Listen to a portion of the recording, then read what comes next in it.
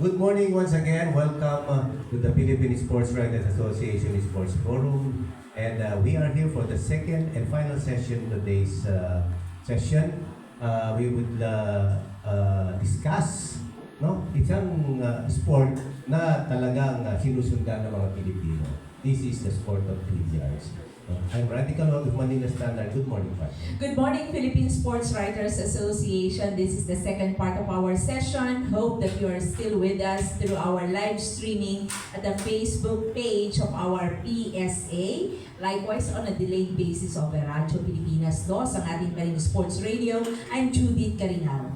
Before you introduce our guest to tell us more about this billiards league, nagpapasalamat tayo sa ating mga sponsors sa ngalan ng ating Pangulo PSA President Francis Ochoa ng Inquirer. We'd like to thank Philippine Sports Commission, Philippine Olympic Committee, San Miguel Corporation, PLDT, Smart, Arena Plus, Milo Philippines. Thank you very much po. And yes, to talk more about the second season of Sharks Billiards Association, the only billiard league in the Philippines. We have the founder, and he will also be talking about the forthcoming draft of this SBA. No other than Hadley Mariano. Welcome once again to the PSA Forum. Kamusta? Thank you. The floor is yours. So siguro bago mag-umpisa, gusto ko pasalamatan muna lahat ng tao sa kwartong to dahil kundi dahil sa inyo, hindi natin maikakalat yung awareness nitong season 1 ng last year natin at itong advocacy ng SBA. Kaya papasalamat ako sa lahat ng nandito. Maraming salamat sa inyo. Yes, para sa brief background, can you run us through anong mga nangyari doon sa first season natin, how successful it was, sino yung mga lumaro at ngayon ay mga nanalo, and ngayon ay makikita natin sa mga future billiards sa Pilipinas. So nung season 1 namin, we started with 4 teams and the season ran for 3 months. Tapos it was very successful, audience engagement ng sport. First time ko makakita ng ganitong klaseng audience engagement because we introduced yung tinatawag naming sharking.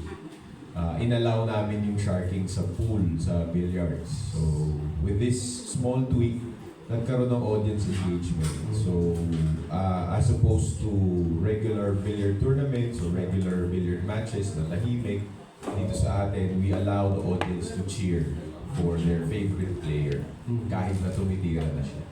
Pwede. Yes. Billiard league. So, kailan yun nangyari and saan? And then ba't punta na tayo doon sa second season? Season 1 started, I think, around September 18 last year. So, season 2, we're looking to start around the same date, siguro around September 15. We started Monday. So, same for season 2, we start Monday and the games end around Friday. The only difference with season 1 and season 2 is the season 2 we already have 5 teams playing and it will run for 4 to 5 months. So, mas mahaba siya ng konti. It's going to extend up until February next year. So, tingnan natin kung anong mangyayari. So for this drafting, how it's gonna happen? Yung drafting natin, paano proseso? The drafting will the drafting will be on June 29. Tapos the process is roughly the same as the first season. Wala kami masyadong binago. We are very lenient in scouting for players kasi alam naman natin billiards is not a well-developed sport or hindi siya as regulated as basketball and other top sports sa Philippines. Though we have a lot of talents, wala tayong parang clear pipeline paano maging professional player talaga. So we're very lenient with that. Ang ginawa namin, umiikot kami ngayon sa mga bilyaran, tinitingnan namin isa-isa talaga.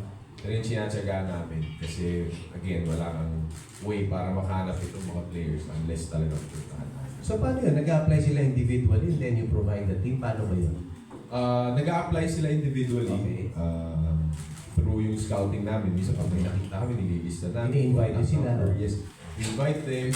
Tapos we give their names sa Games and Amusements Board. Tapos binibigyan sila ng professional license. Okay. Pero kailangan ng, kumbaga recommendation na. Then yung sa teams, magda-draft na yung team. Parang Pagdating sa drafting naman, the teams, itong yung select.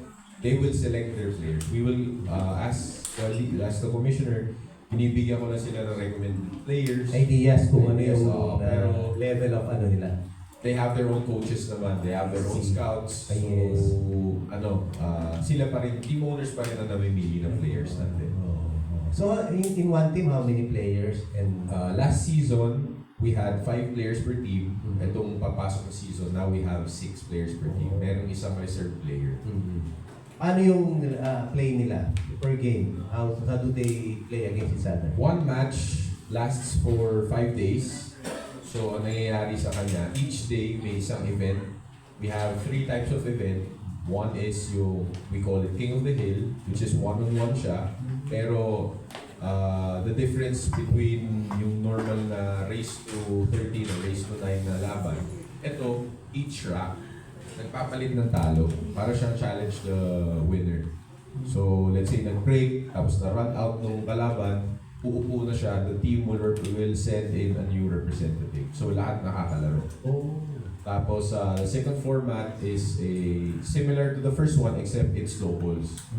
Tapos, the third type of event is it's a one-on-one, pero one representative lang per team. Tapos, each fight, isang beses lang pwedeng ipadala yung representative na yun.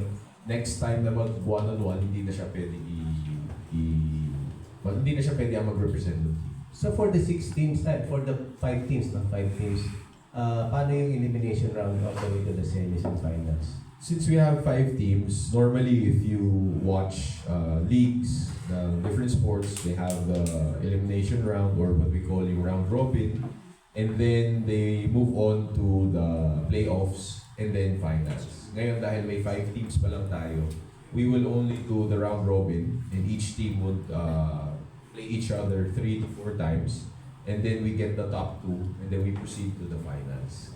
So, in the future, siguro pag nagkaroon na kami ng 6 team, baka we can do the normal format where we do the round robin, playoffs, and then finals.